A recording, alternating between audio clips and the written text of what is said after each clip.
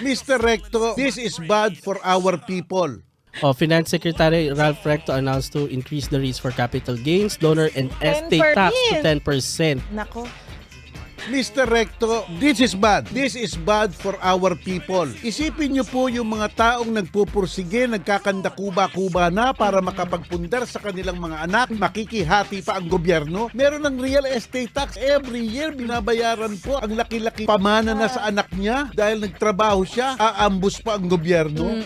Mali talaga eh. It destroys the property. So di na ang estate tax specifically lang para sa mga nagmana. Oo. So parang sinasabi ng gobyerno na binayaran na yan before pero dahil malilipat sa ibang pangalan, kailangan mo magbayad Kailangan mo ulit. pang magbayad. Yes, you are taxing the transfer from the dead to the The living. heirs. Iba pa yung real estate tax. Dito sa real estate tax, iba pa ang real estate tax sa lupa tsaka sa bahay. Dalawa yun. O okay na rin po yun. So